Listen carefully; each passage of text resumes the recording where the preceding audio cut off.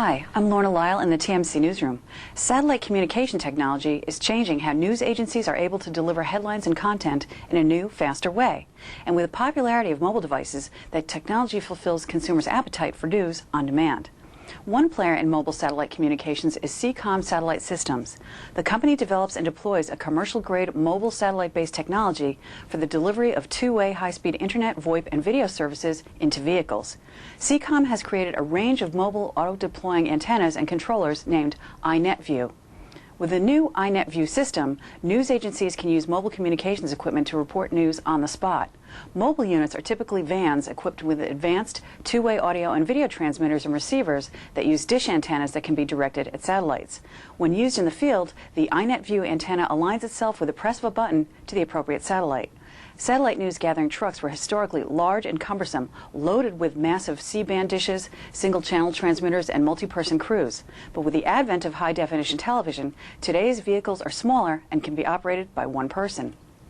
The Associated Press recently earned a patent for software for reporters to use for shooting video when on assignment. The so-called SnapFeed application determines the amount of video compression needed for the videos that reporters shoot and feeds it back to Newsroom for production. That can be for a TV report or video footage for a web upload. Salesforce.com has announced that the Sant Corporation, vendor of proposal and sales document automation software, has switched to running its entire business in the cloud with Salesforce CRM. Sant deployed the Service Cloud and the Sales Cloud, reporting 83% revenue growth and resolving customer support issues 60% faster, according to Salesforce.com officials. Today, Sant's customers report issues via phone, email, and web-to-case forms on the company's site.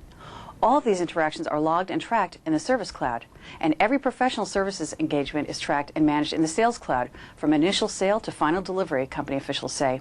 Ben Vass, VP of Marketing at Sant, says, "We were using spreadsheets and a contact management application to run sales. This prevented us from taking the company to the next level. We needed a new approach to conducting business. And shiny, happy people count." Vass remarks when they looked for some help, one reason they settled on Salesforce.com was that no other vendor could illustrate they had so many happy customers. Sant also used Force.com to create applications to automate other areas of the business, including the professional services organization and customer feedback. Verizon has announced that it has won an approval from New York University to install FiOS services in the university's faculty housing in Manhattan's Greenwich Village. This new agreement will initiate the first installation of Verizon's FiOS network and associated internet and TV services at a university or college in New York City. Faculty members living in 2,300 units will be able to order the new services about the time the fall semester starts next month, says the company. Verizon's FiOS internet and TV are backed by the company's exclusive all-fiber optic network, which the company is building in all 5 boroughs of the city. Verizon will utilize their newly developed optical network terminals that are designed for use in apartment complexes. The new devices, about the size of a basic home router, take up a minimum amount of space in an apartment and can be placed under desks or on shelves. They simplify the installation of Verizon FiOS Internet and FiOS TV services. Verizon provides broadband and other wireless and wireline communication services to mass market, business, and government and wholesale subscribers. The company employs a diverse workforce of more than 235,000 and last year generated consolidated operating revenues of more than $97 billion. I'm Lorna Lyle in the TMC Newsroom. Thanks for watching.